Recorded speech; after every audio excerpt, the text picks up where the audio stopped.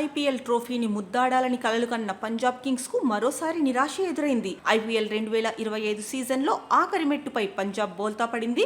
మంగళవారం అహ్మదాబాద్ వేదికగా royal Challengers బెంగళూరుతో జరిగిన ఫైనల్ పోరులో 6 పరుగుల తేడాతో పంజాబ్ ఓటమి పాలైన సంగతి తెలిసిందే. ఆర్సీబీ నిర్దేశించిన 191 పరుగుల లక్ష్యాన్ని శ్రేయస్ సేన ఛేదించలేకపోయింది. లక్ష్య ఛేదనలో పంజాబ్ నిర్ణీత 20 ఓవర్లలో 7 వికెట్లు కోల్పోయి 184 పరుగులకే పరిమితమైంది. పంజాబ్ బ్యాటర్లలో శశాంక్ సింగ్, జోస్ ఇంగ్లీష్ మినహా మిగతా అందరూ తీవ్ర నిరాశపరిచారు. ఇక ఆర్సీబీ బౌలర్లలో player of the match Krunal Pandya, Bhuvneshwar Kumar తలా 2 వికెట్లు పడగొట్టారు. ఇక ఈ హాట్ బ్రేకింగ్ ఓటమిపై మ్యాచ్ అనంతరం పంజాబ్ కెప్టెన్ శ్రేయస్ అయ్యర్ స్పందించాడు.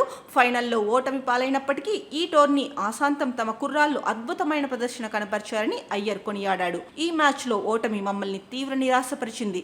ఫైనల్లో ఓడినా మా కుర్రాళ్లు ఆ సందర్భానికి తగ్గట్టు ఆడారు. ఈ మ్యాచ్ లో ఆశించిన ఫలితం మాకు దక్కలేదు.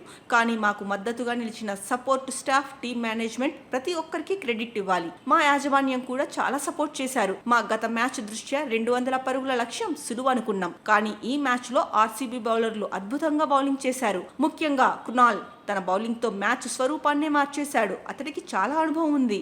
తన ఎక్స్పీరియన్స్ ను మరోసారి చూపించాడు. జట్టులోని ప్రతి ఒక్కరూ బాగా రాణించారు. వారి ప్రదర్శన పట్ల చాలా గర్వంగా ఉంది.